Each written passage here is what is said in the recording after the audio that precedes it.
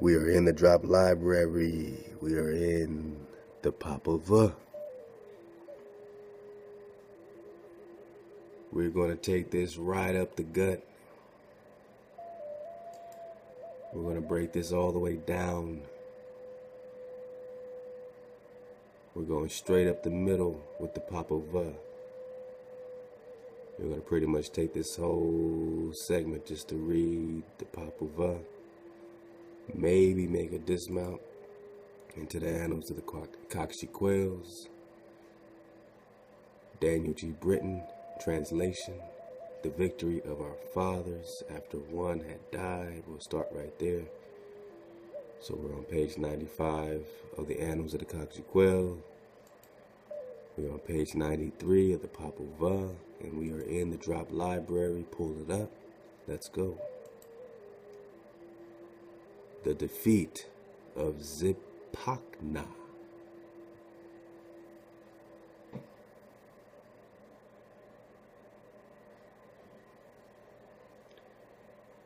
This now is the overthrow and death of Zipacna. He was defeated by the twins, Hunuapu and Expelanki, whose hearts were offended by the deaths of the 400 boys at the hands of Zipacna. Now this Zipacna would spend each day wandering in search of his food, only fish and crabs, which he looked for in the rivers. By night, however, he would carry mountains on his back. Thus, Hunuapu and Expelanki transformed for him a great crab. For this purpose, they used a bromelia flower, the kind of bromeliad that may be picked in the forest.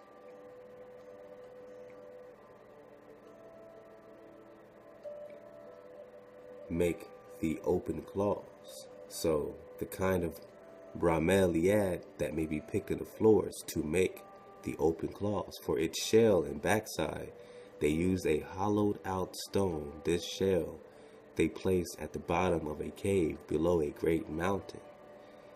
Miryuin was the name of this mountain where he was defeated. When the boys came, they found Zipacna by the river. "Where are you going, boy?" they asked Zipacna. "I'm not going anywhere. I'm just searching for food," replied Zipacna. "What is your food?" "Only fish and crabs, but I haven't found any yet. It has been 2 days since I have eaten, and now I cannot bear the hunger," says Zipacna to Hunuapu and Expelanki. "There is a crab there below the canyon. It is truly a great crab. Why don't you try your luck with it?" asked Hunuapu and Expelanki. "Perhaps you will be able to eat it. It merely bit us when we tried to catch it, so we were afraid of it. But he would not go away, and you could catch it. Take pity on me. Guide me there, boys," said Zipacna. "We do not want to. Just go along yourself. There is no way that you will get lost if you just follow the course of the river until you reach the base of the great mountain. There it will be, situated below the canyon. Just go along there," said Hunuapu and Expelanki. On the small print here in 202, it says Minyeun was identified by Brasseur and Recinos as a mountain west of Ribanal, Guatemala. It is likely the mountain known today as Miagua, located 20 kilometers northwest of Ribanal, bordering the Cuzco River. Alright. So this mountain we're talking about, let's just have some fun and punch it in.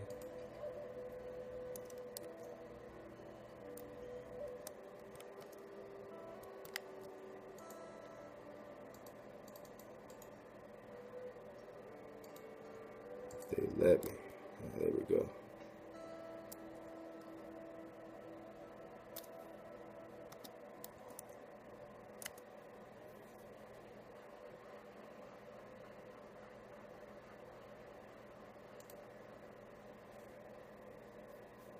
Okay.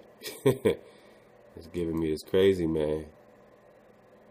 We are looking for a mountain. And they're giving me a crazy man. What's going on? Do we have to type in mountain?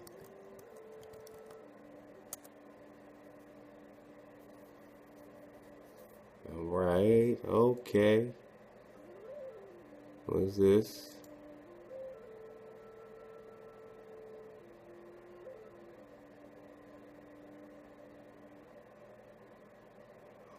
Well, I'm not sure what it is. But if this is what we're talking, this is Roraima. We're talking about Migwa. Whatever this Mount Roraima is, sure looks like a flat tree to me. Like a cut off tree to me. Quarried out to me. What's this? Oh. Another picture of this. What does this look like? I'm not making this up. I'm on a search with you. We find a sacred tree.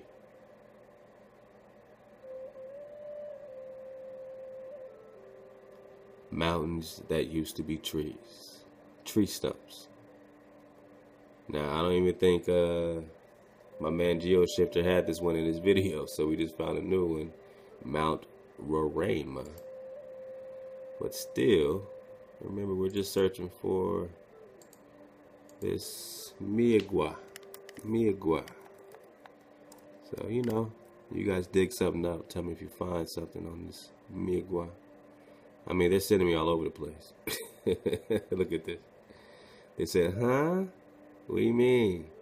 What do you mean? What do you mean, Miagua? What do you mean? I don't get it. We don't know what you're talking about. I mean, geez, right? We're just talking about a mountain, so I'm not going to go crazy, but there's something about this mountain, which means there's something about this tree. Please take pity on me. I would never find it, boys. You go first as my guides. I know where there are many birds that you could shoot with your blowgun, said Zipacna. He humbled himself before them, promising to reward them. He wept before them. Perhaps you would not be able to catch it. Then you would return like we did, because not only were we not able to eat it, but it would straightaway bite us. We went in there head first on our stomachs, but it became frightened.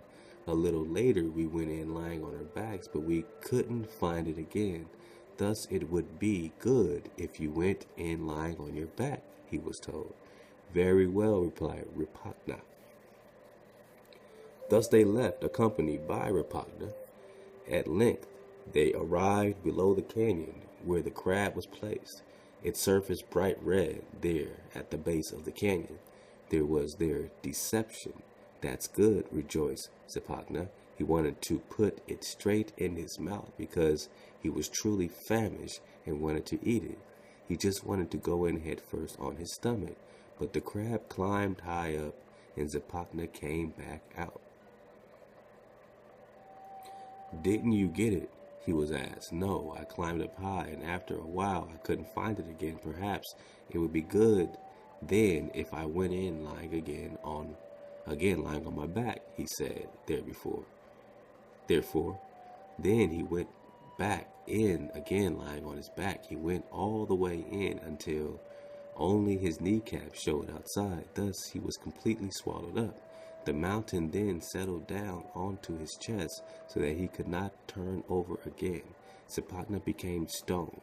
Thus was the defeat of Zipacna at the hands of the boys, Hunuapu and Exbalanqui, the twins.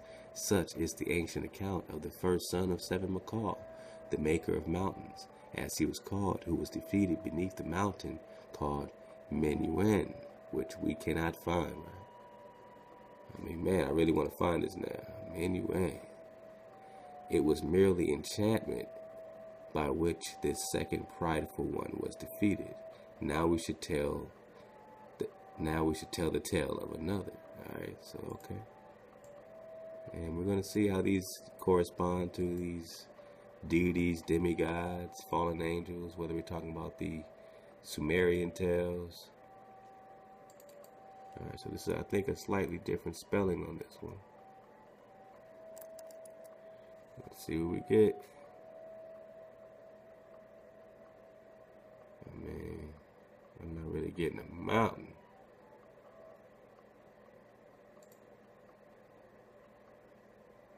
They're giving me something in El Salvador.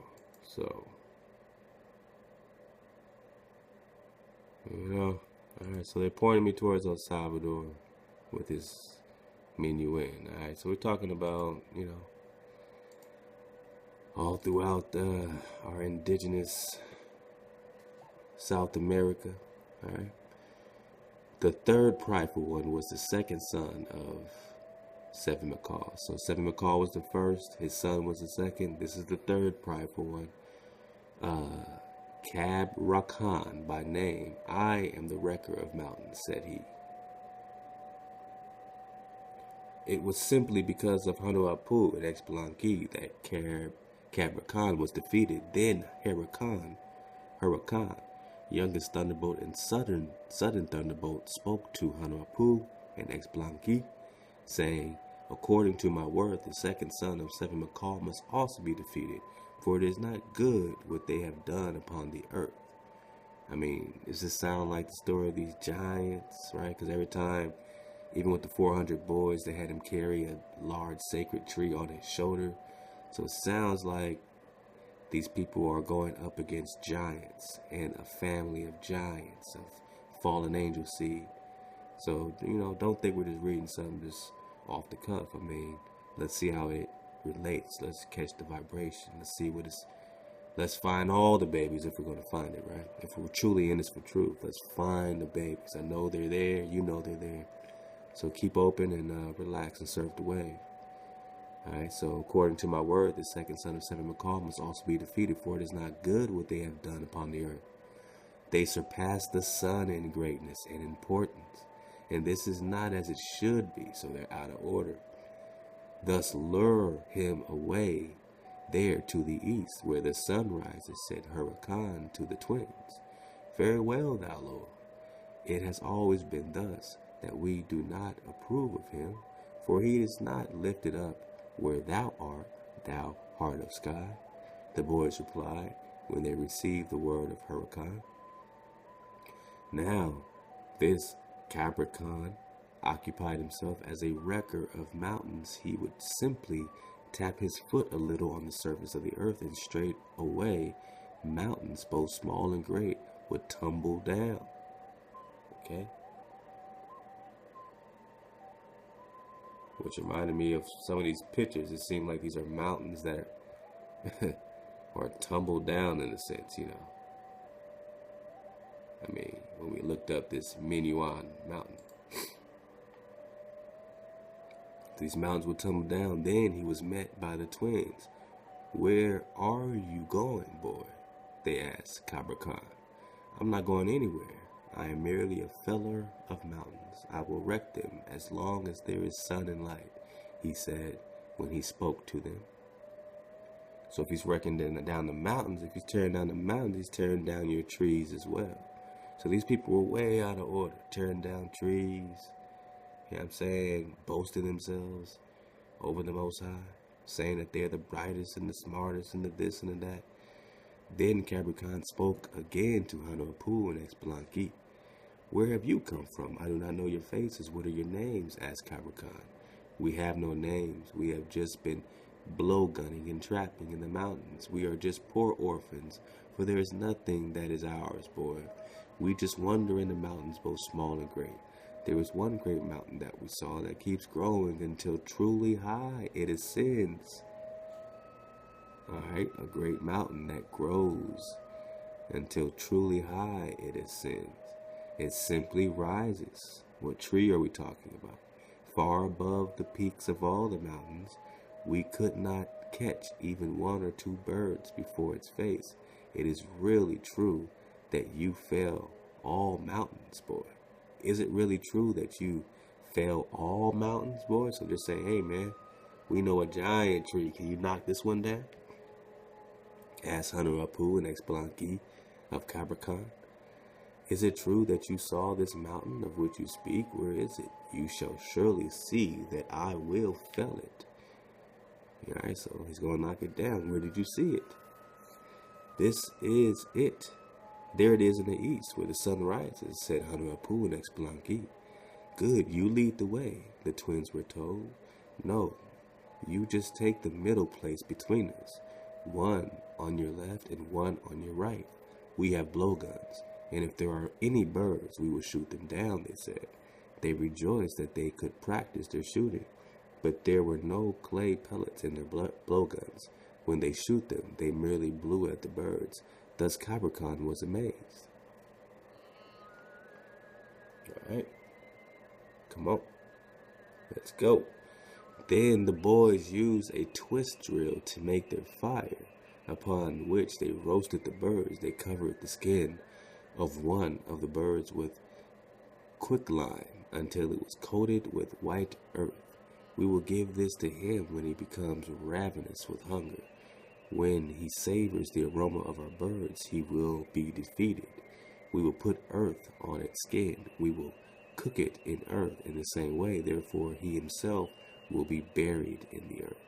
This must be if the great sage, the one to be framed and shaped, is to be sown and to have his dawn, the boy said. So he said, this must be if the great sage, the one to be framed and shaped, is to be sown and to have his dawn, the boy said. Capricorn shall desire with all his heart to eat what we will cook. This shall be the desire of the heart of Capricorn, said Hanuapu and Explanqui to each other. Then they roasted the birds until they had been cooked to a golden brown. They would drip with fat from their skins and give off a fragrant aroma. Thus Capricorn desired to be fed. His mouth watered. He just gulped and drew saliva and spittle because of the fragrance of the birds. This he begged of them. What is it that you are eating? Its aroma is truly delicious to smell. Give me a little, he said, therefore. Then they gave to Capricorn a bird, and this was his defeat. When he had finished the bird, they went on their way until they arrived in the east. There they came to the great mountain. The great mountain, right? But by now the legs and arms of Capricorn had become weak. Never again would he be strong because of the earth coated on the skin of the bird he had eaten. He could no longer do anything to the mountain. He did not succeed in causing them to fall apart. Then the boys tied him up. They tied his hands behind his back. The boys were mindful to make sure that his hands were well bound. They also tied his ankles together. They hurled him down into the earth and buried him. Thus Capricorn was defeated at the hands of Hanuapu and Explanqui. Alright, they taken down all of 7 Papal and his peoples. Alright, innumerable were their deeds here on the face of the earth. So they were taking down all these giants, all these hijacks. They were literally taking down all the hijacks. This is the hijack squad. Hanuapu and Explanqui. That's Pulp Fiction. Alright, this is Pulp Fiction, Samuel Jackson, John Travolta. if you wanna surf the wave. Now we shall tell of the birth of Hanuapu and Explanqui, having first given the account of the defeat of 7 Papal, along with Zipacna and Capricorn, here upon the earth. The tale of the father of Hanuapu and Explanqui. So let's talk about their pops. Let's keep going. I told you we going right up the gut with the Popol. Let's go. Get your tea, chill out, get your lemonade, sugar-free. Let's go. We shall now name the name of the father of Hanuapu and Explanqui. We shall retell it. We shall merely repeat the tale, the accounting of the engendering of Hanuapu and Explanqui. And of course, I know I'm not saying this stuff right, but it's the best I got. But we shall tell only the half of it, the smallest part of the tale of their father. the deeds of the one Hanuapu and 7 Hanuapu above Exebalba. This, therefore, is the account of they whose names are 1 Hanuapu and 7 Hanuapu, for thus they are called. It was in the darkness in the night, when 1 Hanuapu and 7 Hanuapu were born to Expiaco and Exmukani. Now this 1 Hanuapu had 2 children, both sons. 1 Bats was the name of his firstborn, and 1 Chuin was the name of his secondborn. The name of their mother was Expiqueyalo. Thus she was called the wife of 1 Hanuapu, but 7 Hanuapu had no wife. He was merely a companion, merely secondary. By his nature, he was like a servant to 1 Hanuapu. They were great thinkers.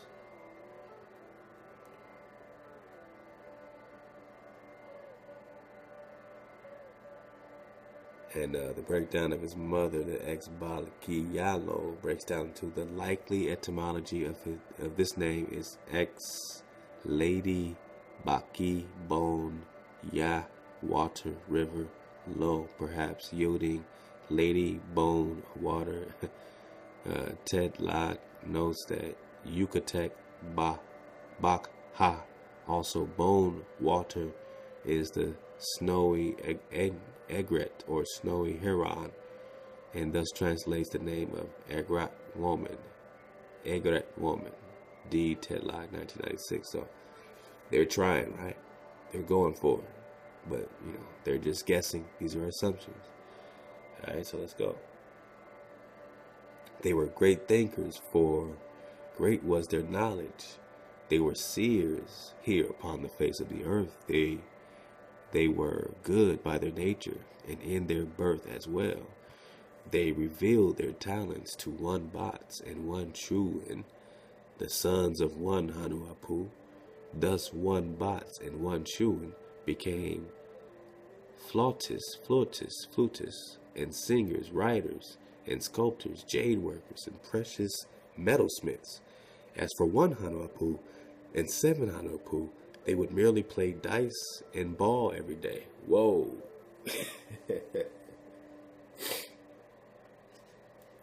I gotta drink some water to that.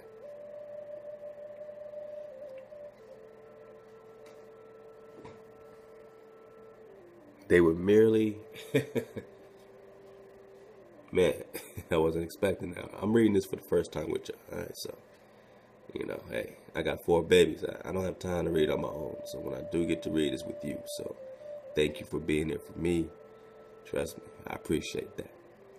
So as we are reading this together, as for 1 Hanuapu and 7 Hanuapu, they would merely play dice and ball every day.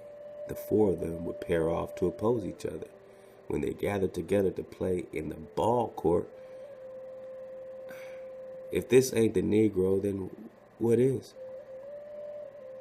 Playing dice and ball every day? You don't realize how similar to your ancestors you are, do you, Negro? What other culture plays dice and ball every day? Come on. The 4 of them would pair off to oppose each other. When they gathered together to play in the ball court, the hoops, when they went to play hoop, the falcon would arrive to watch over them. This falcon was the messenger of Huracan, youngest thunderbolt, and sudden thunderbolt. The face of the earth was not far for him, nor was Exbalba far for him. In an instant he could return again to the sky with Huracan. Thus they tarried here upon the earth. By then the mother of 1 Bats and 1 Chuin had died.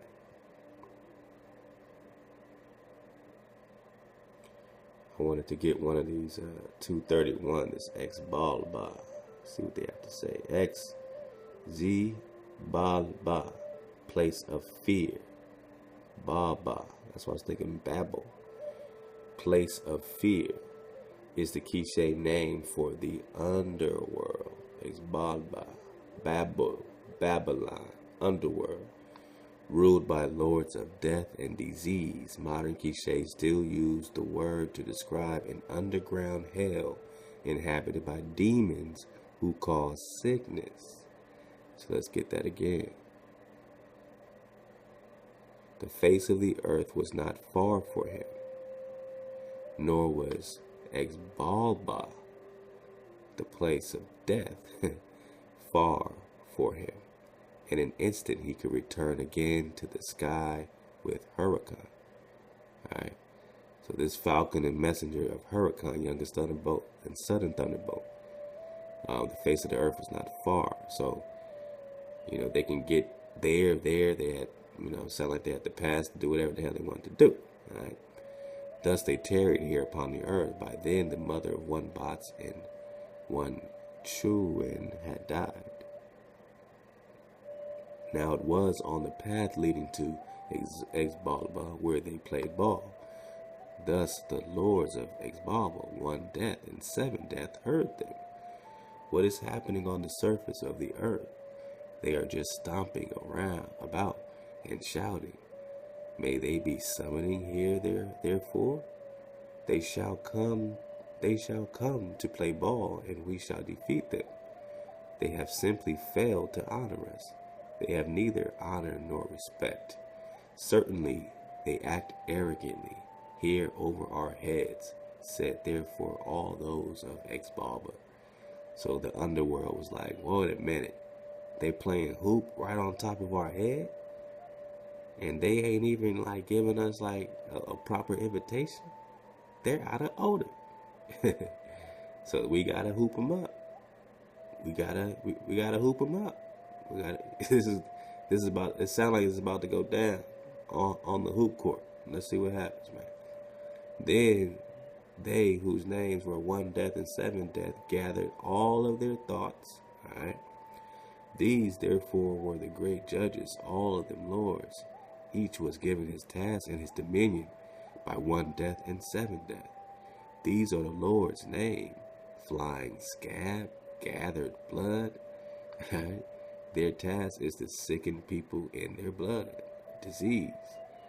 These then are the Lord's pus demon, pus, man, and jaundice demon.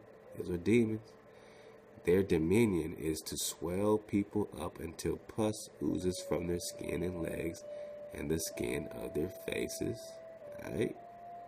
Become yellow with jaundice, as it is said. Thus is the dominion of pus demon and jaundice demon. The Maya don't know about this health drop, this mucus free. Shout out to Professor Spirit. Shout out to Dr. CB. Rest in peace. Mucus, pus, demon. It's all about mucus. All diseases, mucus is, right? All right. These then are the Lord's bone staff and skull staff, the staff bearers of Exbalba. Their staffs are mere bones. These staff bearers are they who skeletize people until they are truly bones and skulls. As a result, they would die having received only emaciated bones, blotted with starvation. These are they whose names are bone staff and skull staff. These then are the lords whose names are sweeping demon and stabbings demon. Their task is simply to overtake people if they abandon sweepings and trash in back or in front of their houses. Wow. These would be overtaken and stabbed by them until they fall face down upon the earth and die. This therefore is the dominion of sweepings demon and stabbings demon, as they are called. Alright, this is great. This is great. Let me get the small print. In modern usage, mess refers to trash or garbage, but more literally, let me get this larger. There we go. Alright, small print gets larger, but more literally refers to sweepings. The trash produced by quiches is that which is swept away from a floor, pathway, or porch while cleaning. Thus, a broom is referred to as a meshbal, instrument of sweepings. Interesting. Tetlot's collaborator Andres Ziloj, however you say that, Ziloj, pointed out that the best way to keep away the demons of Exbalba was to keep one's house swept clean and not allowing trash to accumulate. Oh, is that why our grandmama always said that cleanliness is next to godliness? That ain't got nothing to do with Christianity. That is your heritage. And that's why when the Spaniards arrived, they have it documented in the book by Donald Stannard, Ame'rican Holocaust, of how clean the streets were in Mexico. Tenochtitlan. How they must have, in their documents, the Spaniards are saying these Aztecs must have hired thousands of people to clean the streets every day. They didn't know about soap, deodorant, breath mints, nothing. They got it out of your,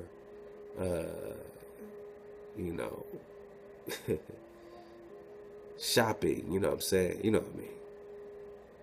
Your marketplaces. We had the largest, most organized marketplaces that they've ever seen. All that is documented. Order, cleanliness. I'm glad I got the small print. Trash or garbage. So these are demons that we're talking about that accumulate in trash and garbage. So he pointed out that the best way to keep away the demons of the underworld was to keep one's house swept clean and not allowing trash to accumulate. Diego Chavez, a prominent artist in Santiago, Atalan, related the following story with regard to a carved wooden panel in his home that depicts a Cakchiquels head elder within the traditional confraternity system administering justice. It reminds me of the old days when people respected the Maya confraternity officials and we had no need for jails. Now all people know is killing and thievery. In this panel, I show a woman accused of not respecting her family. At that time, if she were found guilty, the Cakchiquels would send her to sweep all the dust around the church. In this way, she would remember to sweep the uncleanliness from her own life, even if she swept the church from the benefit of the town. Christian. All right, so they're taking your roots. They're taking parts of you. Cleanliness is next to godliness. Let's go. These then are they whose names are Lord, Wing, and Packstrap. All right, sound like some gangsters. Their dominion is the place. Their dominion is the people who die on the road as a result of sudden death. Is this play? As it is called, blood would come to their mouths, and they would die vomiting in blood. Each one has his task, the burden he carries on his shoulders. They would simply wear out the necks and the hearts of these people so that they die on the road. Wow. They would cause this to happen outside. When people go out walking, they would come upon them. This then is the dominion of Wing and Packstrap. Just jacking people. These therefore gathered together their thoughts with one Hunahpu, and 7 Hunahpu were persecuted and harassed, for the Exbalbans desired the gaming things of 1 Hunahpu and 7 Hunahpu, their leathers, their yokes. Oh, they want to jack them, right? Their leathers, their yokes, their protectors, their headdresses, and their face masks, the finery of Hunahpu and 7 Hunahpu. Now we should tell of their journey to Exbalba. 1 Bat and 1 Chuin, the sons of 1 Hunahpu, remained behind. Their mother had died. Later, 1 Bat and 1 Chuin will be defeated by Hunahpu and Exbalanki. Okay. Let's get this last one. I told you we're going right up the gut. If you need some tea, let me get my water. Let's get this last part. And we'll do a little bit of shuffle here, shuffle there. Get a little Cakchiquels, keep it going. The summons of 1 Hunahpu and 7 Hunahpu to Exbalba. Then was the arrival of the messengers of 1 death and 7 death. Go, you war counselors, to summon 1 Hunahpu and 7 Hunahpu. Tell them when you arrive, thus says the Lord, they must come, says the Lord to you. They must come here to play ball with us. I told y'all, I feel a hoop game coming on. I feel a whoop coming on. It's all about playing ball. They just wanted to hoop. Nah, let's get to it, man. I mean, it's crazy, right? So they must come here to play ball with us, that we may be invigorated by them. Truly, we are amazed greatly at them. Thus they must come, says the Lord. May they bring hither their implements, their yokes, their arm protectors, their rubber ball. In case you think it was play, they want to bring the ball, fool. Bring the hoop as well. Thus say the Lord. Tell them when you arrive there, the messengers were told. Okay, it's getting serious. I told y'all, man. I told y'all. Don't ever you doubt me now.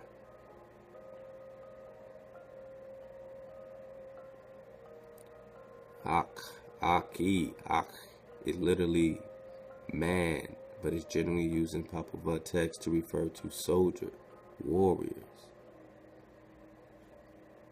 I just want to get that back. Go, you war counselors. So they're saying that this counselors is really Raj Pop Ak. It's like Hebrew Ak. Alright.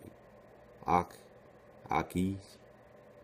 He of the mat of warriors. Aj Pop is a title given to lords or rulers. So that's ruler, brother, ruler. Ak. Ruler, warrior, ruler. As well as to those who sit on ruling councils. Akis is literally man, but is generally used in the Popol text to refer to soldiers, warriors. Alright, so we're learning. We're all learning here. We're all learning. These messengers were the owls, arrow owl, one-leg owl, macaw owl, 7 macaw owl, and skull owl. For so the messengers of Exbalba were called. This arrow owl was like the arrow, piercing. This one-leg owl merely had 1 leg, but there were his wings. This macaw owl had a red back, and there were also his wings. Just like that macaw that we showed, right? Looked like my man Uno said today, man, it looked like toucan sand. I was like, damn, toucan sand. 7 macaw the whole time. Fruit Loop. They got you on the loop, right? Ain't you on the loop?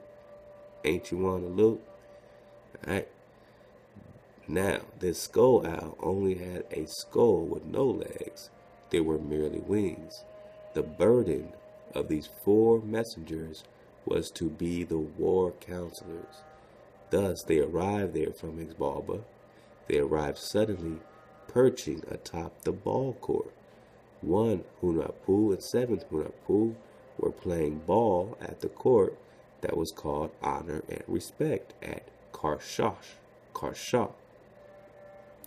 When they came, the owls therefore alighted atop the ball court, where they delivered in order the words of 1 death and 7 death, pus demon, jaundice demon, bone staff, skull staff, flying scab, gathered blood, sweeping demon, and stabbing demon, wing and pack strap. The whole gang. So this seems like just the whole gang of a lot of, the heads or chiefs of these fallen angels, fallen deities, right? But did you know they play hoop, though? Did you know they play hoop? Same thing you doing today, Negro. Let's go. For these are the names of all the lords. Thus the owls repeated their words. Are these not the words of the Lord's 1 death and 7 death? Those are the words that they said, replied the owl. We shall surely be your companions. You shall bring all the gaming things, says the Lord's. Very well, but wait for us while we leave instructions behind with our mother, they said. Thus they went to their home to speak to their mother, for their father had died. We must surely go, our mother. The messengers of the Lord have just arrived to take us. They must come, we were told. Thus the summoners have spoken, but this, our rubber ball, shall remain behind, they said. It's okay. Surfed away. Alright, surfed away. Then they went to tie up above the house. Then they went to tie it up above the house. So they went to leave the rubber ball behind. We will surely return to use it again. Until then, merely play the flute and sing, write and carve. In this way, 1 bots and 7 truant were instructed. Thus you shall warm our home, and you shall warm the heart of your grandmother. But their mother, Ex-Mukane, wept bitterly. We must go, but we will not die. Do not grieve. So this was life and death. This wasn't just about playing hoop. You know what I'm saying? I'm tying the connection. I'm making the correlation. But as you know, when you research these games, they were life and death. It was a game to the end. So now they're playing a all in ball game with these angels of death. Alright, so it is for real, for real. So yeah, their grandmama was crying. We must go, but we will not die. Do not grieve, said 1 Hunahpu and 7 Hunahpu as they left. Alright. Y'all want to do one more? I mean, I know it's getting good. Alright, let's get one more. The descendant of 1 Hunahpu and 7 Hunahpu into Exbaba, the descent. So they went down there to play hoop in the underworld. Did y'all know that? Let's go. Then went 1 Hunahpu and 7 Hunahpu, guided by the messengers as they descended along the path of Exbaba. They went down steep steps until they came out again upon the banks of turbulent river canyons. Trembling canyons and murmuring canyons were the names of the canyons as they passed through. They also passed through turbulent rivers. They passed through Scorpion River, where there were innumerable scorpions, but they were not stung. Then they arrived at Blood River. They were able to pass through it because they did not drink from it. Then they arrived at Pus River, which was nothing but a river of pus. Neither were they defeated here, but simply passed through it as well. At length, they arrived at a crossroads, and it was here at 4 crossing roads that they were defeated. One was Red Road, and another was Black Road. White Road was one, while another was Yellow Road. Thus there were 4 roads. Now this, the Black Road said, hey, don't say that, don't act like y'all ain't seen this Yellow Road and watched Oz and the Wiz and Yellow Brick Road, Lion, needing some courage. Alright, I'm just surfing the wave. But Yellow Road is a Yellow Road. And we're going to get that too. That's 258 in the small print. Let's get that. The Maya associated the cardinal directions with colors. So they're talking about the directions north, south, east, and west with colors. The Quiches associated white with north, red with east, yellow with south, and black with west. Interesting. Modern rituals often begin by placing candles with these corresponding colors at the cardinal directions in order to symbolically delimit the corners of the world. Thus, the corners of the world, which is not a ball. A ball doesn't have corners, right? So we're talking about the same thing, a house. They believe that they are in a divine house, a nuclear family with foundations and a roof. Your firmament delimit the corners of the world. Thus the brothers were tricked into following the black or west road a premonition of their defeat and death, since this is the road that the sun takes when it sinks into the underworld.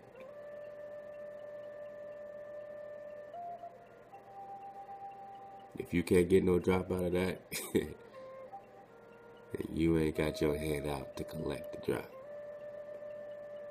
But that has a tremendous amount of drop in it for those that have eyes to see. So, thus the brothers were tricked into following the black or west road, a premonition of their defeat or death and death, since this is the road that the sun takes. So this black or west road is the road the sun takes when it sinks into the underworld. All right, let's keep going. At length they arrived at a crossroads, and it was here at the 4 crossing roads that they were defeated. One was red road, another was black road, west, white road, north, while another was yellow road, which is what? South. All right.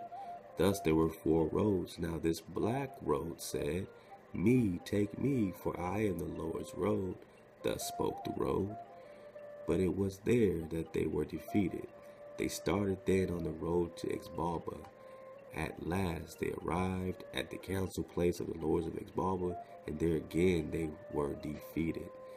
They who were seated first in order were mere effigies of carved wood. Remember the effigies of carved wood that were created as the first attempts of creating Adam.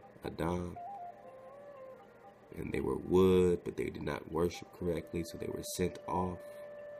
So they who were seated first in order were mere effigies of carved wood, adorned by the Exbalbans. It was these then that they greeted. Mourning 1 death, they said to the first effigy. Mourning 7 death, they said again to the carved wood. Thus they did not prevail. Instead, the lords of Exbalba roared with laughter. They merely roared with laughter. All the lords, because they had completely prevailed in their hearts. They had defeated 1 Hunahpu and 7 Hunahpu. And after they had laughed, 1 death and 7 death spoke. It is good that you have come. Tomorrow you shall put to use your yokes and your arm protectors, they were told. Sit down on our bench, they were told. But the bench that they were offered was nothing but a very hot stone, and they were burned when they sat on it. Truly they spun around on top of it. Neither did they find relief. Truly they leaped up when their seats were burned. Thus the Exbalbans laughed again. They laughed until their insides hurt, and their chests became cramped from their laughter. All the lords of Exbalba grabbed themselves and rolled around in laughter. Now just go to the house. Someone will come to deliver your torch and your cigars there at the sleeping place, they were told. Thus they arrived in the heart of darkness. There was nothing but darkness inside the house.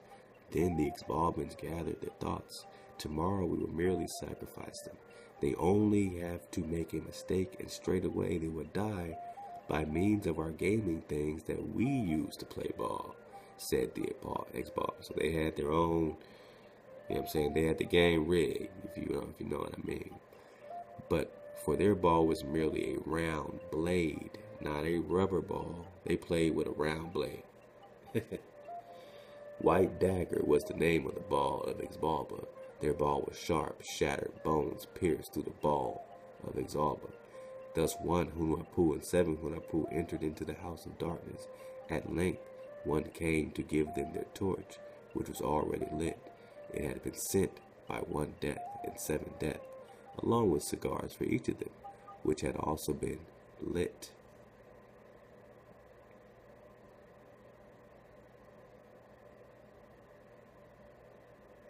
These then were sent by the lords of 1 Hunahpu and 7 Hunahpu. They were seated cross-legs there in the darkness when the courier arrived to give to them their torch and their cigars. The torch was brightly burning when it arrived, and with it were lit each one of the cigars. These are to be returned at dawn. They are not to be used up. Instead, they are to be collected again intact. Thus says the Lord to you, they were told. Therefore they were defeated, for they used up the torch as well as the cigars that had been given to them. Exbalba is crowded with trials, for there are many kinds of trials there. The first of these is the house of darkness, where nothing but darkness exists within. The second is named Shivering House, for its interior is thick with frost.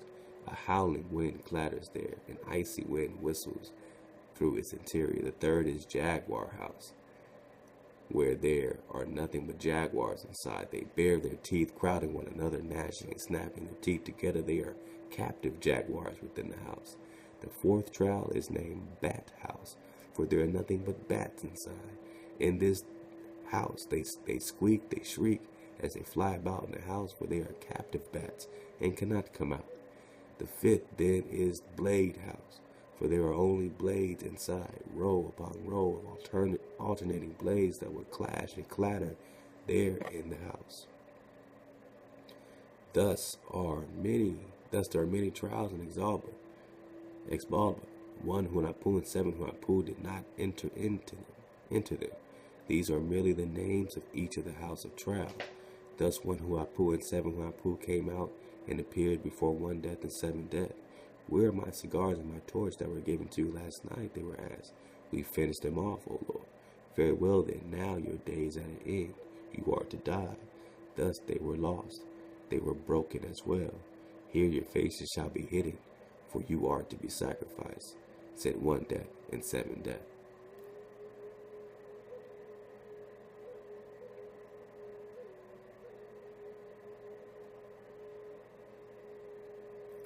Right.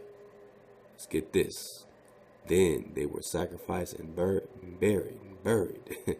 They were sacrificed and buried. It was a place named Crushing, Ball Court, that they were buried. The heads of 1 Hunahpu was cut off, while the rest of his body was buried with his younger brother.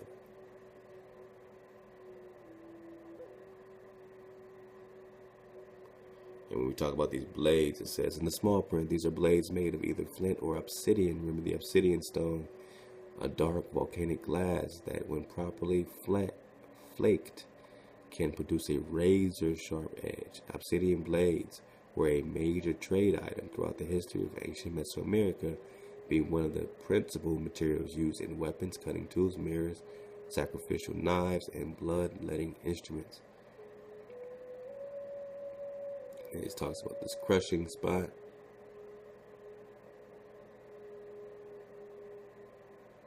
Let me go. Place his head in the midst of the tree that is planted by the road, said 1 Hunahpu and 7 Death. Said 1 Death and 7 Death. In the midst of the tree. Now, when they went to place his head in the midst of the tree bore fruit. The tree had never borne fruit until the head of 1 Hunahpu was placed in it. This was the tree that we now call Calabash. It is said to be the head of 1 Hunahpu. 1 Death and 7 Death marveled at the fruit tree, for its round fruit was everywhere. Neither could the head of 1 Hunahpu be clearly seen, for his face had become identical in appearance with the calabashes. This was seen by all Exbalba when they came to look at it. In their hearts they perceived the greatness of the essence of that tree, for it was accomplished immediately when the head of 1 Hunahpu entered into its midst. Thus the Exbalbans spoke one to another, let no one cut the fruit, nor enter beneath the tree, they said. Small print, 272, the calabash tree, the Crescentia Cujeti, yields a large gourd with a hard, bone-like rind that is sometimes dried to make bowls. When dried, the gourd is whitish in color, approximately the size of a human skull. Alright, let's just look that up. Let's see if we can get a visual. We couldn't get anywhere on the other mountain joint, right? The Menuhin Mountain. But we did get this sacred tree. Let's see what we got. We go into the calabash situation. Okay, calabash. Uh-oh. Uh-oh. Uh-oh, okay. So the calabash is known for its round fruit.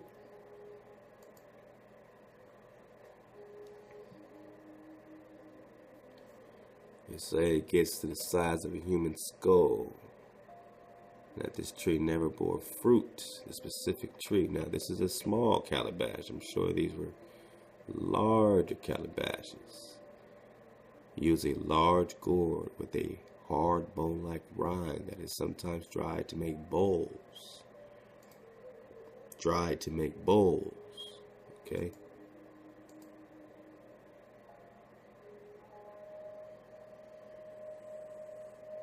Approximately the size of a human skull, alright?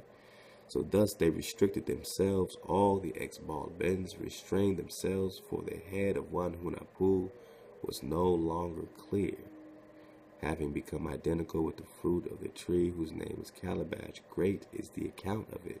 Now a maiden heard of it, thus we shall now tell of her arrival there. So when we get back, we'll do one more part. We might do 12 more parts. Now, I might do one more part and then I'll just keep moving, man, and keep getting into some more documents, man, and you know, come back to it and just, but my purpose was just to introduce you to the Popol, lead you to the water.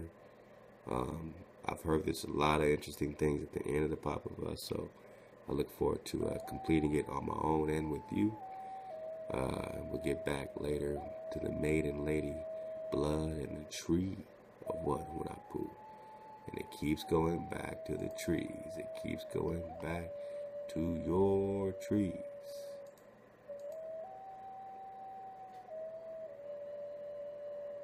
To your sacred trees that were cut down. Look how perfectly this was cut down. This is not natural, folks. Look at all this quarry. Look at all the work that's been done quarrying into the root of this sacred tree.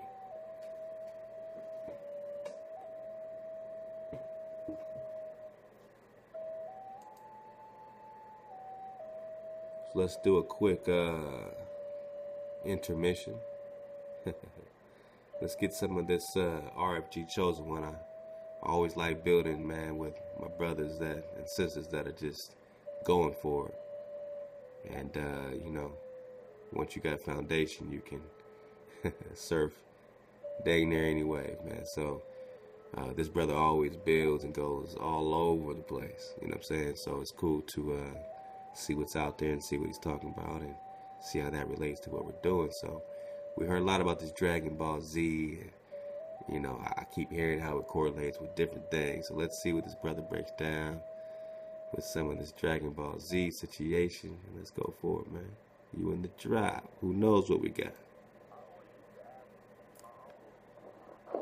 Why, every time, you go for the bad guys in the movies? I was like, Uncle Abe, why do you always go for the bad guys in the movies to defeat the good guys? And, you know, I was a real young kid at the time. I was only 6 years old. And it was really mind-boggling to me, you know what I'm saying? Because I almost thought, you know, something was mentally wrong with my uncle. And so my uncle tells me, you know, everything that's put in front of us is in reverse. He told me the TV was a lie. He told me the media is a lie. And he said they send us messages, okay, with the cartoons, TV shows, and certain movies. And he always told me the message is always in reverse. The message is always in reverse. And my Uncle Abe was a member of the Black Panthers, and he was murdered. He was killed in 1997. Yeah, late 1997. Okay, so this is really deep, Okay, today I'm about to get in to the hidden meaning and the hidden message behind the Dragon Ball Z cartoon slash saga. Okay, now what we all know about Dragon Ball Z is you have characters known as the Saiyans, and they're fighting against these monstrous beings, okay, that are all looking for the 7 Dragon Balls so they can acquire not only world domination but galactic domination across the whole galaxy, okay? Because these entities, these physical demons, are all about galactic power and achieving immortality by obtaining those 7 Dragon Balls, okay? One thing we have to know and understand is the Saiyans were basically saved by a character by the name of Piccolo and Piccolo's race. Piccolo was a dark green, he was a dark green entity, a dark green being from a planet called Namek. Now, that's very interesting because these dark beings, these dark green beings, are somewhat similar to the beings from a planet called Maldek that were our ancestors, known as the Nomos and the Anunnaki, which were so dark, their skin shined either green or blue, okay? If you look at the ancient pictures on Kemetic walls and Kemetic texts, okay, the Anunnaki and the Nomos, they were so dark and heavily melanated that their skin either shined green or blue. So when you look at Piccolo, he resembles that, and his planet is called Namek, which is really similar to Maldek. Now, another interesting thing about Piccolo is his wardrobe and what he wears, okay, with his armor and his turban, he resembles what is known as an Asiatic Moor. Piccolo is an Asiatic Moor. Go look it up. Go look up the Asiatic Moors who civilized all of Asia. That is what Piccolo's race resembles, and that is what they represent. Okay? And they come from the planet Namek, which is really portraying the planet Maldek. Okay? In Dragon Ball Z, that's where you get the 7 Dragon Balls from Piccolo's planet, but that's really personifying the 13 crystal skulls that come from Maldek, okay, that were created by our ancestors, the Nomos and the Anunnaki. Okay, the 13 crystal skulls are really the 7 Dragon Balls in Dragon Ball Z. Now, another thing I want to touch on is when you look at this Saiyan race, this race called the Saiyan. And it's right quick, the 13 crystal skulls. You know, I'm just going to let this brother go. I mean, you know what I'm saying? We should be able to take the babies, you know what I'm saying, wherever we find them. You know what I'm saying? So, you know how they talk about 13 tribes instead of 12 tribes. So they got 13 all over the place, you know. You know, when it relates to, you know, the tribes that are coming about the sea and all this kind of stuff. So 13 skulls, 13 chiefs, 13, you know, tribes. You know what I'm saying? So just keep vibing, seeing where we go. Okay, the Saiyans. Now let's look at this etymology. S-A-I-Y-A-N-S. S-A-I-Y-A-N-S. S-A-I means warrior, means created for destruction. Let me repeat. In Japanese language, I believe it is, the prefix S-A-I means created for destruction. Y-A-N means the children, okay, or the boys, created for destruction. That's what the Saiyans mean. That's what that etymology means. So all the Saiyans were created on the planet Maldek for destruction, okay, and to go around the galaxy destroying life forms and to test those entities' loyalty to their created masters. Okay, what is this personifying? This is personifying a certain race on this planet that was created for destruction And the El gods created these entities to test the melanated people on this planet. Now, who is that? That is the Caucasian race on this planet. Let me explain. All of the Saiyans, which were the created race for destruction, they all had a tail sticking out of their body, okay, when they were born. And when they grew up, they kept that tail, which tells you that they were created for destruction because they were mixed with God DNA and they were mixed with monkey DNA. Let me repeat. The Saiyans were mixed with God DNA and monkey DNA. So when you look in Europe and India, you see many people being born with tails and animal appendages coming out of their body. All in Europe and in India, because those are the real Saiyans.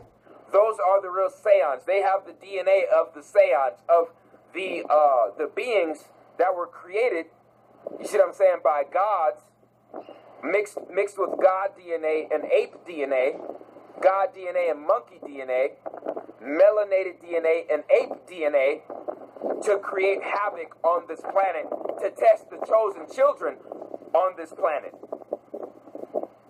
Now, what a lot of people fail to realize is most of the Saiyans actually ended up being evil in Dragon Ball Z. Because like I said, they had the beast monkey DNA, and then they had the portion of the God DNA through gene splicing. Through gene splicing, people. It all goes back to gene splicing. When you look at every single race that is not pure melanated, okay? And when I say that, I'm talking about anybody who has canine teeth and body hair, okay? When you talk about those individuals, you're talking about individuals who shared Neanderthal DNA on this planet. So anybody who has a bit, even a small portion of Neanderthal DNA on this planet is a form of a Saiyan. Okay?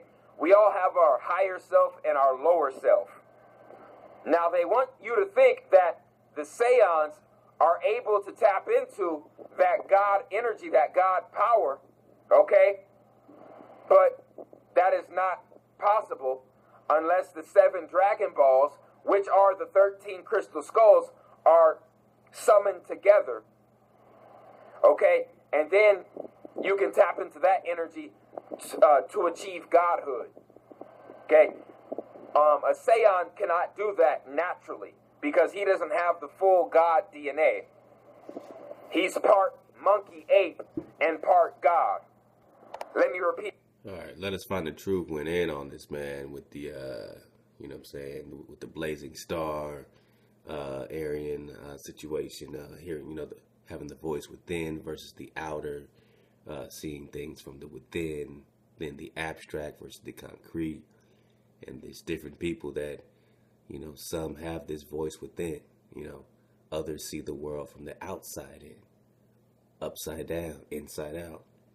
And they spend their money in this Hollywood, sorcery wood, Hollywood sorcery to turn things inside out, to make things beautiful that are not beautiful, to make things ugly that are not ugly, to flip you inside out.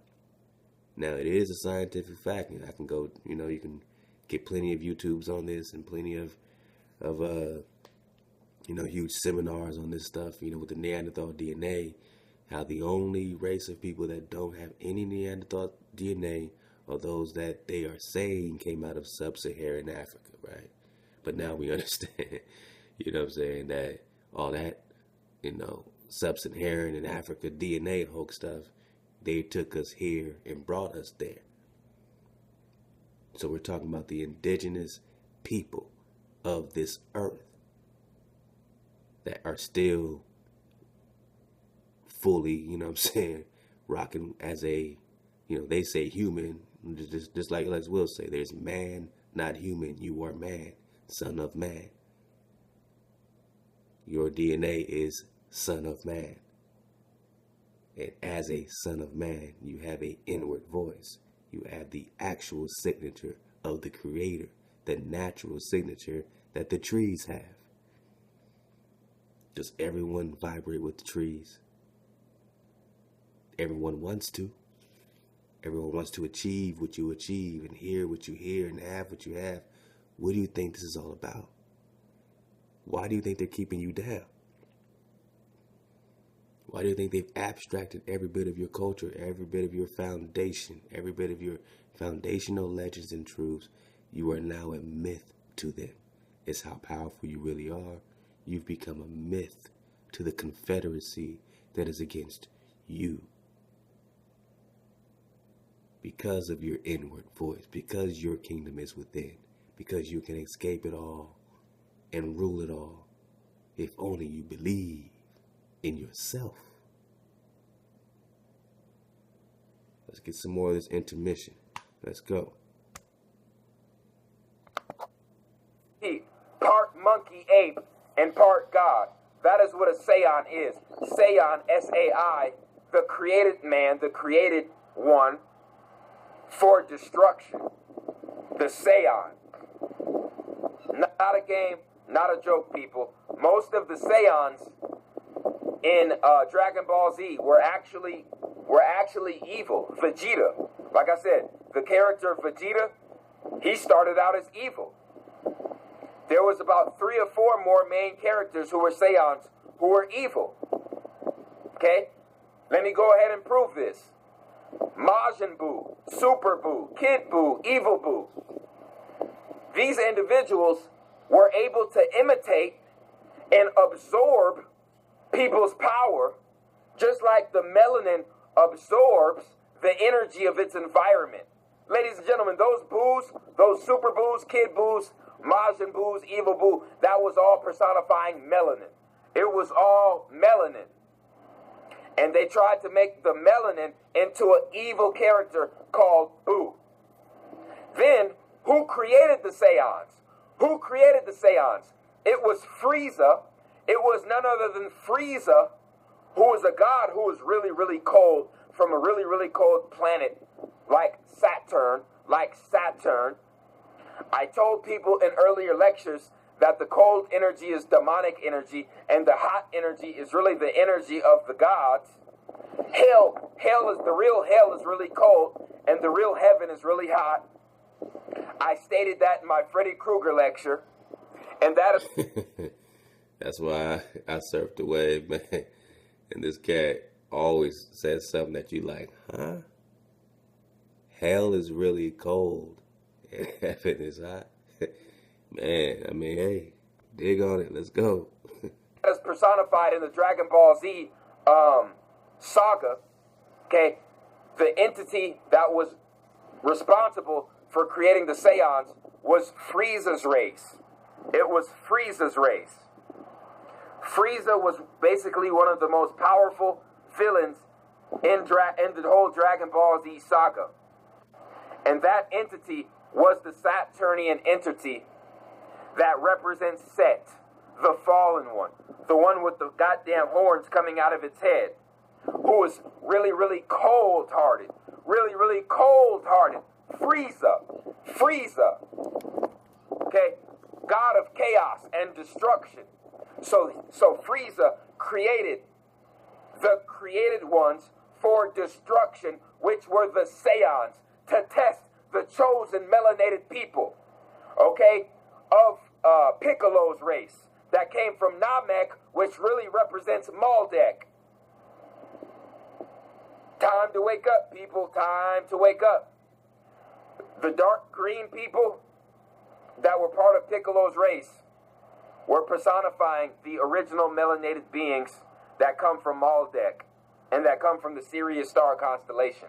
That's what Piccolo represents. If you look at what Piccolo wears on his head and the armor he wears, he is nothing but an original Asiatic Moor.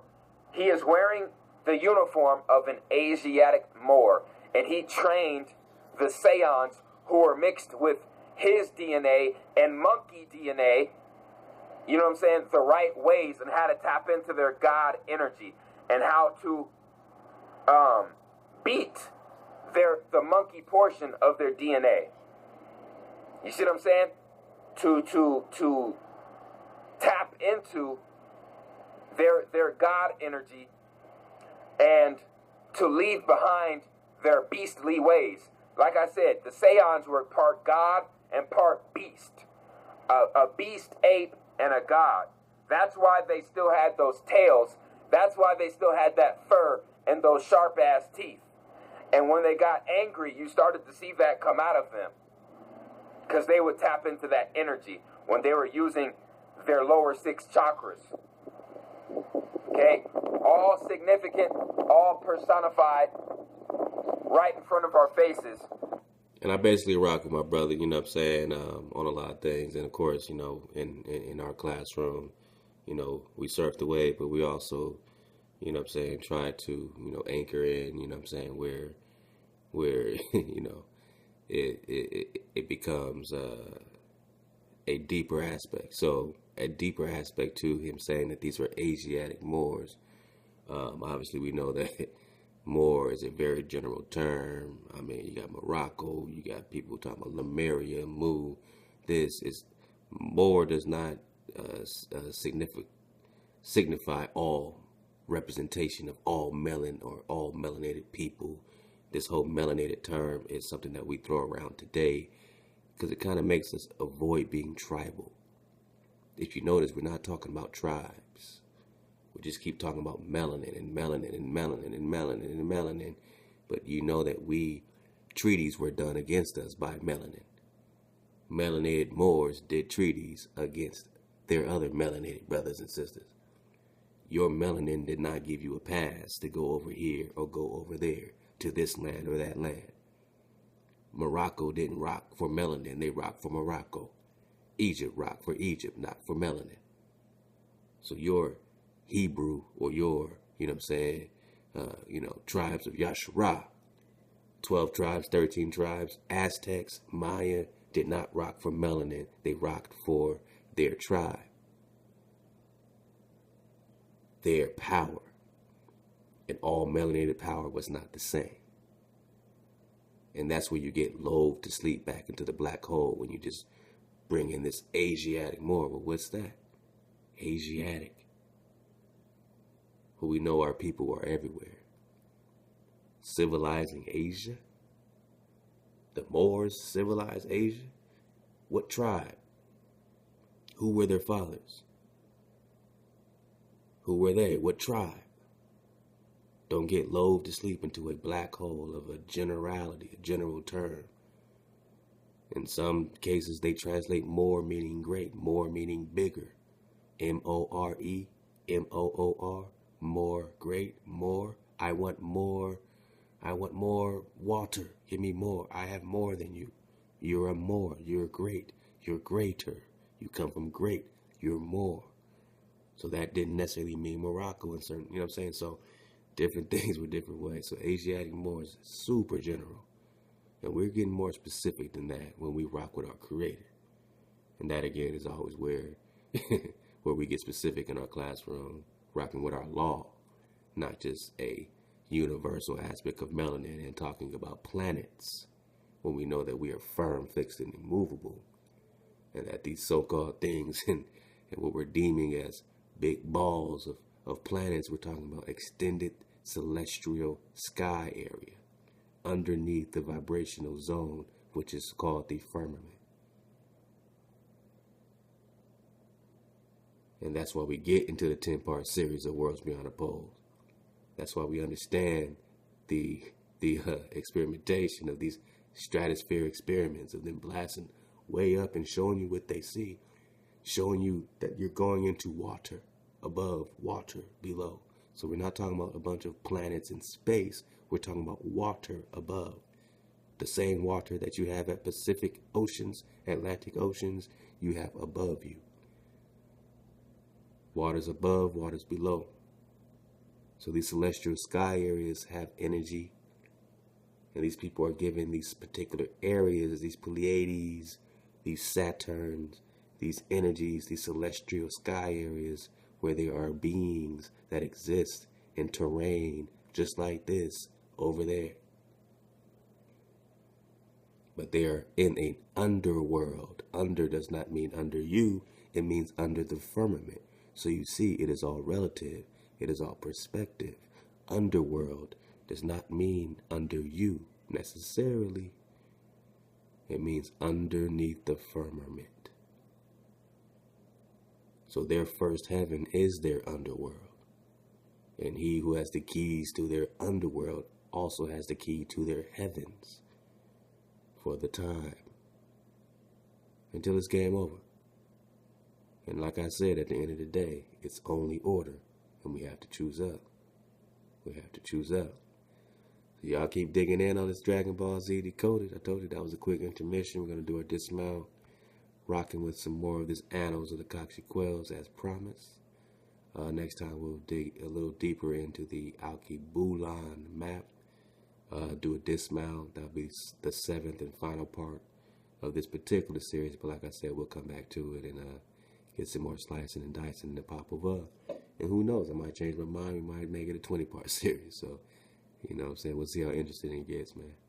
So we're back in the Annals of the Cakchiquels. We're back in the Britain translation. Let's get a couple more minutes of this. Then we out of here, baby.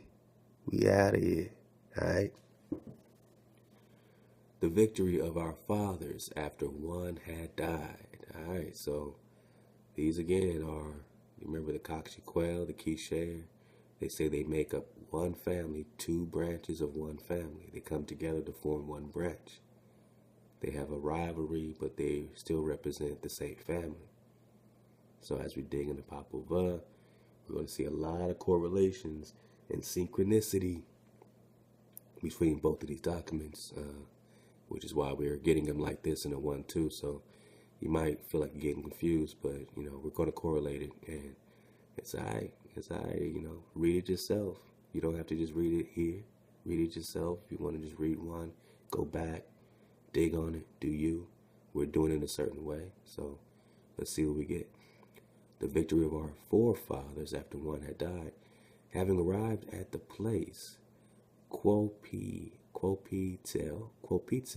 Gagavitz said to Cakchiquels, I'm doing my best, y'all. Let us cross this ravine. Good, said he. Gagavitz first crossed, and then Cakchiquels wished to cross. But he did not cross, but fell into the ravine. Thus died one of our ancestors, and their, here we go. And their sessions were divided. But the other, that is Gagavitz, brought us forth, us, the Zahila. They then arrived at the white hills called Teokuman. Coming there for the second time, there they saw the fire of the mountain called Gagzagnul. Truly it was frightful to see the fire coming from the mountain, the fire shooting forth afar off. No one can say how it could be passed by, and the mountain Gagzagnul was on fire for a whole year, after which fire did not come forth. When all the warriors of the 7 villages had arrived at the foot of the mountain, no one spoke. Truly, they were grieved at heart. No one could say how the fire could be captured. They could but go on hoping. When he arrived at the mountain, they spoke to our ancestor, Gagavitz. And all the warriors said to him, Thou art our brother. Thou hast arrived. Thou in whom is our hope. Who will go down to capture this fire? Who will descend for us, who are seeking our fortune? O thou, our brother. So said all, and we replied, Who of you wishes that I shall try my fortune? He has a heart of a hero that fears not. I will go first. Thus spoke Gagavitz to them. You must not fear so soon. Truly the fire of the mountain was terrible. Then there was one named Cakchiquel, Cakchiquel, who wished to go with him. I will go with you there. I will go with you, said Cakchiquels, speaking to Kagavitz. Then they were armed and their ornaments put on them. But the two said together, there is no use of bows or shields. They laid them aside. They took pointed instruments and dug a trench, and they placed by the water those banana trees called roxaw. When these things were in order, they entered first with their heads, then with their necks, then with their arms, with their hands, and their feet, so as to destroy the fire, as they said. Then Kagavitz descended into the fire, while Cakchiquels conducted the water to the fire. The green grass and maize mixed with the water and flowed upon the fire. Truly it was fearful when it descended into the mountain, when it scattered the fire of the mountain, when the smoke burst forth afar, and darkness and night. And darkness and night entered on the scene. All who were at the foot of the mountain fled, and they were greatly frightened. Kagavitz remained in the mountain. The day drew to a close, and their courage died in their heart, and the fire was captured, but it was not captured for them. A few sparks of the fire descended from the mountain. It reached some, but it did not reach them. Then he came from within the mountain. Truly his face was terrible when he came from within the mountain. Gagzanu, all the warriors of the 7 villages said, truly his power, his knowledge, his glory, and his majesty are terrible.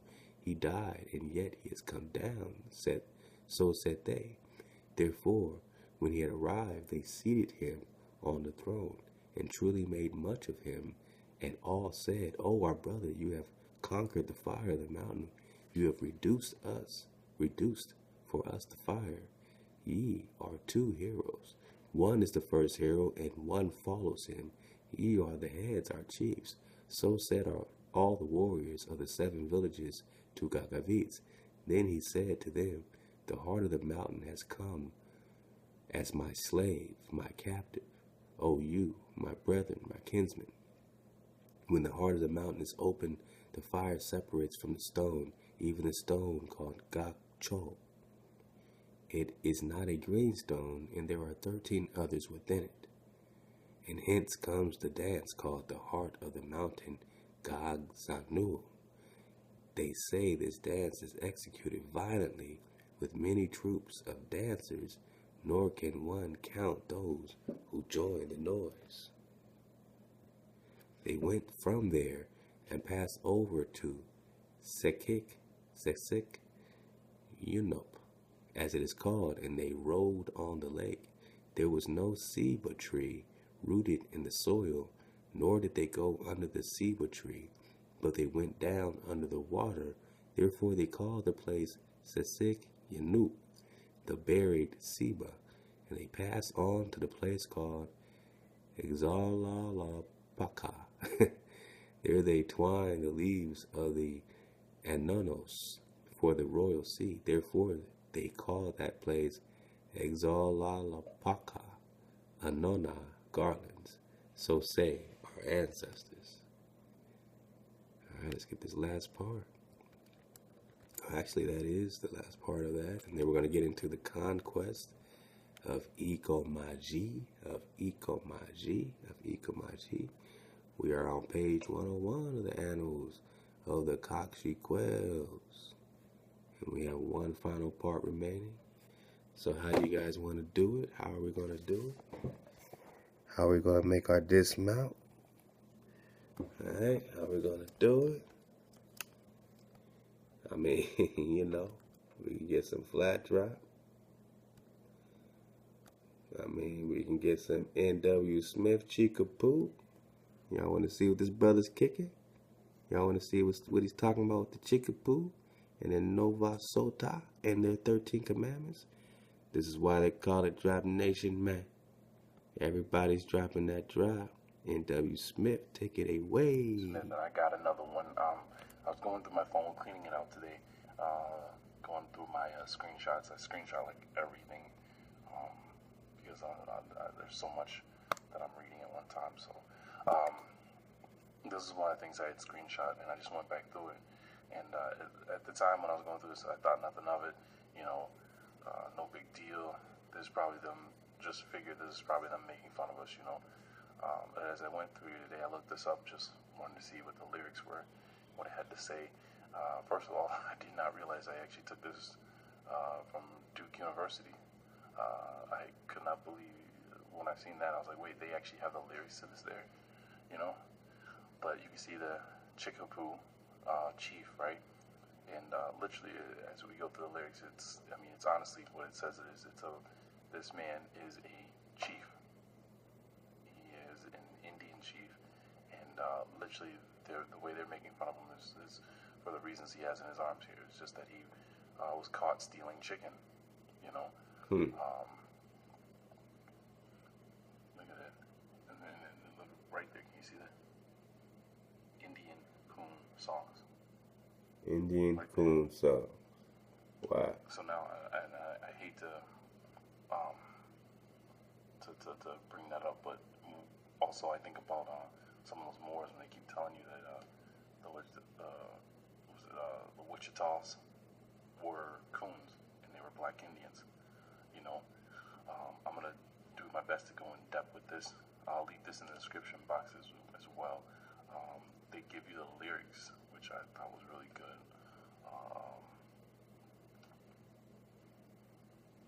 Hold on, let's see. I was reading one.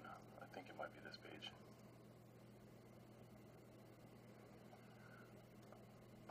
See, and this is what I was looking for.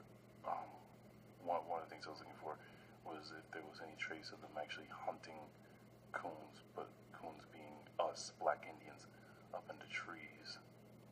That's not what I was looking for here. This is, like I said, it's got the lyrics, but this is not exactly what I was looking for. There's another page. Let's see.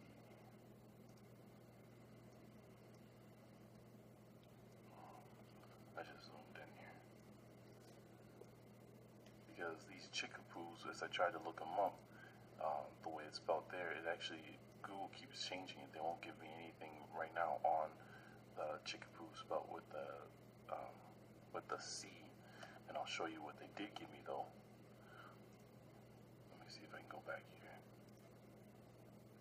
Let's see here.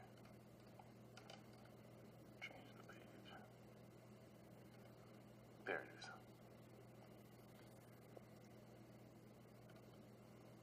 Alright.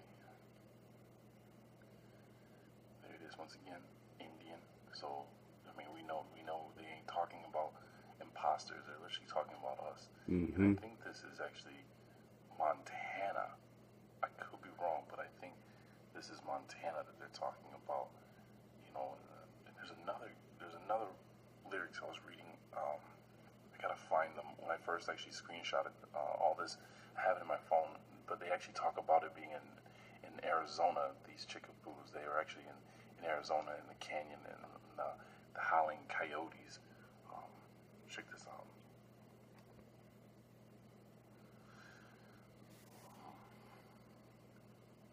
I wonder if they actually.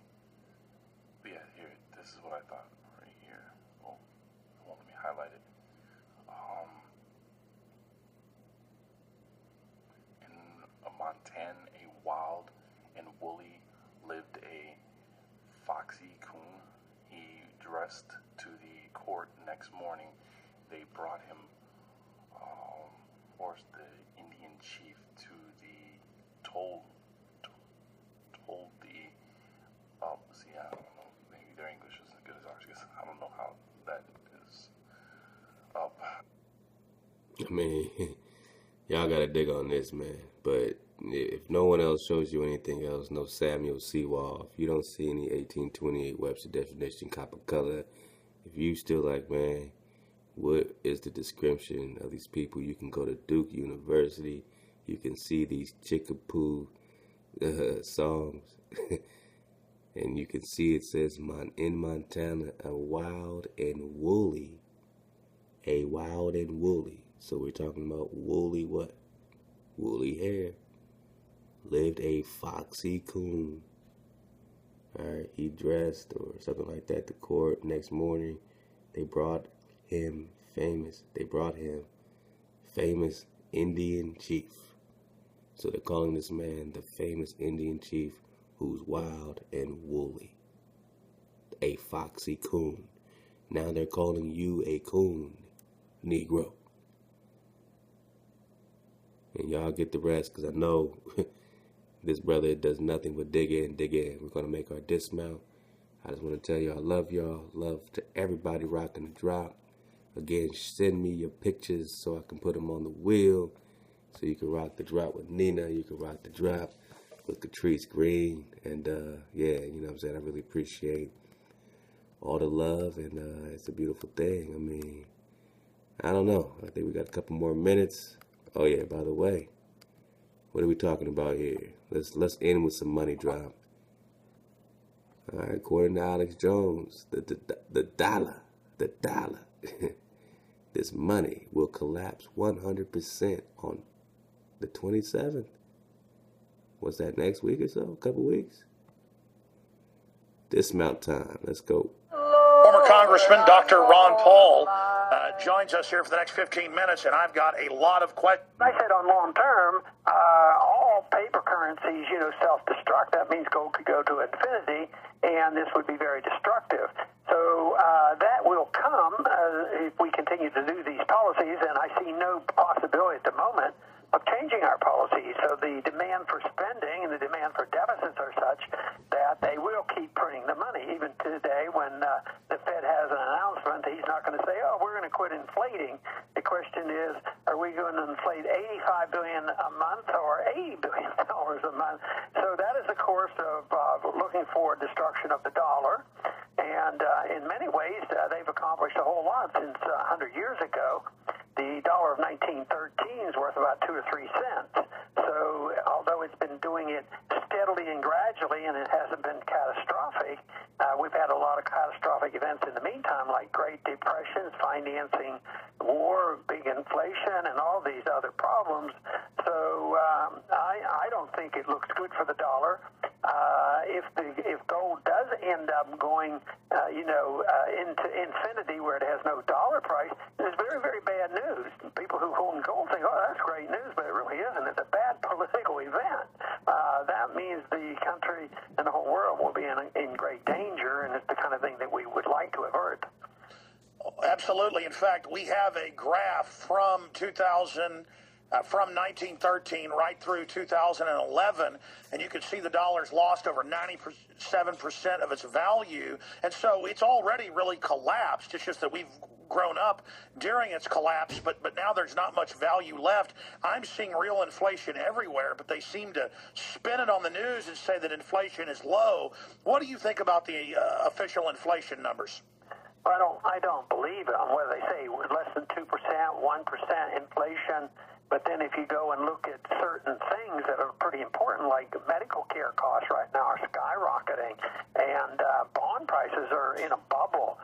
So in the various categories, there's a tremendous amount of inflation. But this was another thing that came up yesterday on the show is the definition of inflation. They generally say, what's the CPI? Well, the government gives us statistics. They alter it. They don't tell us the truth about the prices. And like housing prices are going up very rapidly now, but the CPI doesn't reflect that. So I think about the money supply. If the money supply is going up, you have a lot of inflation. Many times it will raise prices, but that is secondary to the biggest harm it does because it makes interest rates lower than they should be, so everybody's getting false information. I think we're back into an inflationary bubble in housing right now because lots of activity right now because interest rates are way too low. They're not market.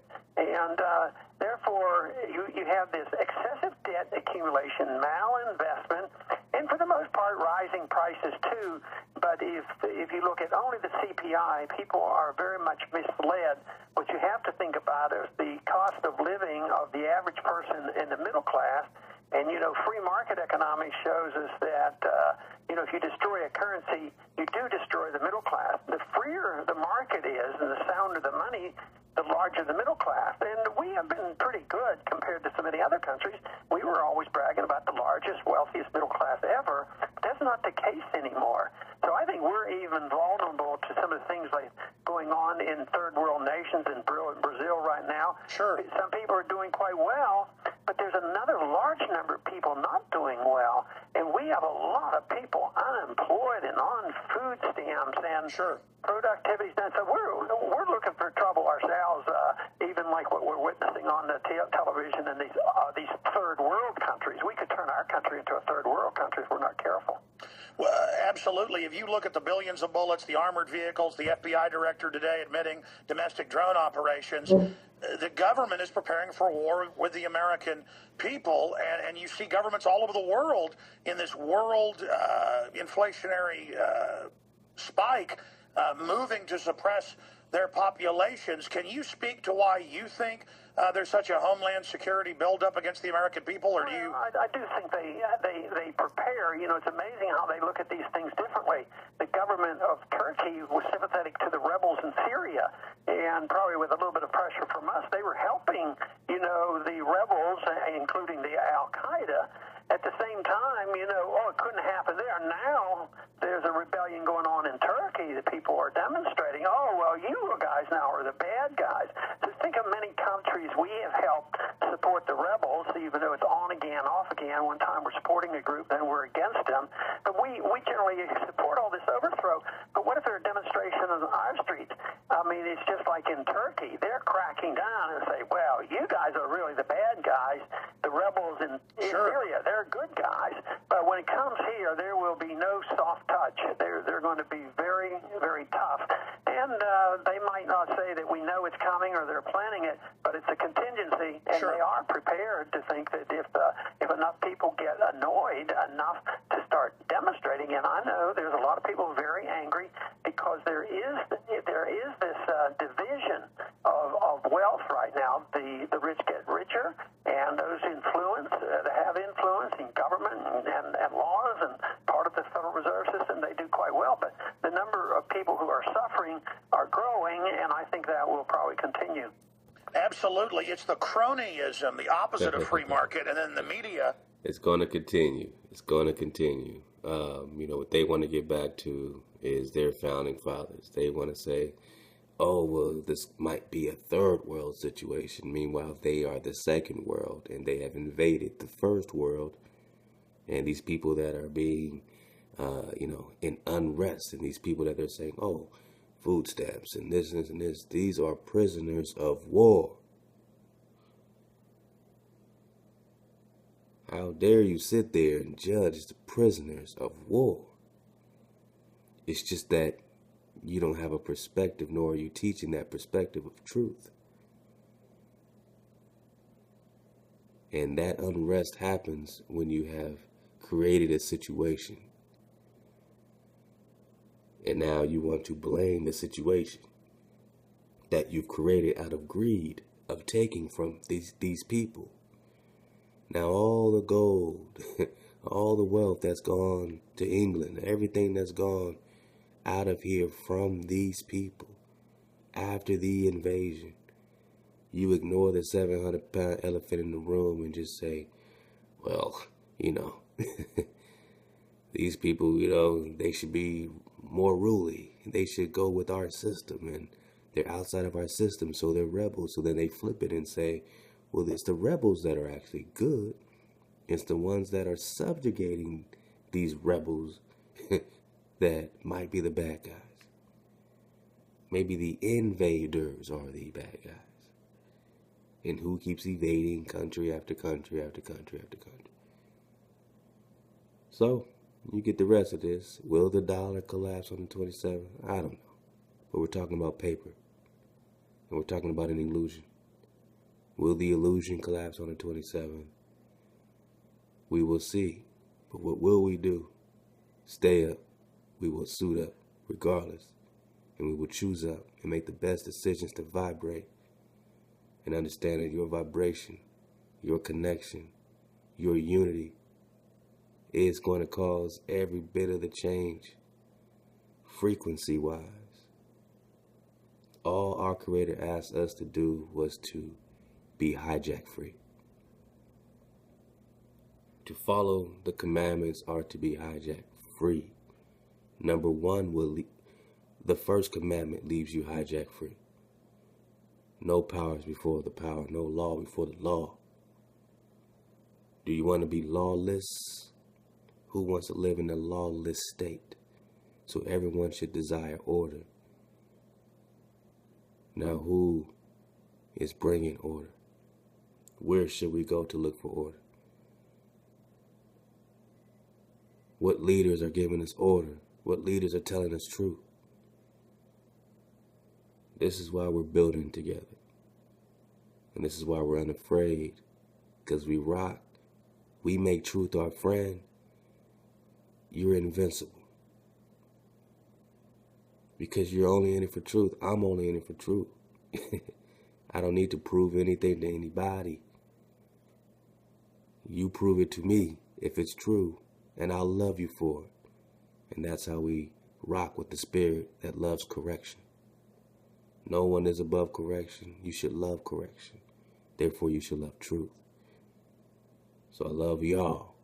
Alright? And we blend all this in and we put it together and we present it and we keep dropping it. All of us. All of us. All of us. Alright? And that's love to everybody dropping that drop. Everybody, man, that we call Drop Nation. Everything that we do. Whether it's, you know what I'm saying? My man October Scorpio. Rocking and rocking. Dropping and dropping, my leg. Bless will ain't stopped dropping in the beginning. So it's a beautiful thing to go and start from the beginning. Just like, you know what I'm saying, we're going in the beginning of the cliches. We're going in the beginning of creation, you know, out the Popol. The brothers bringing in the beginning right from Genesis, right from Bereshit. Bereshit. Yo, man, shout out to Bell Biv DeVoe, man. They got a new drop. So, hey, bring it back to the beginning, man. Love to y'all. Stay up, suit up, choose up.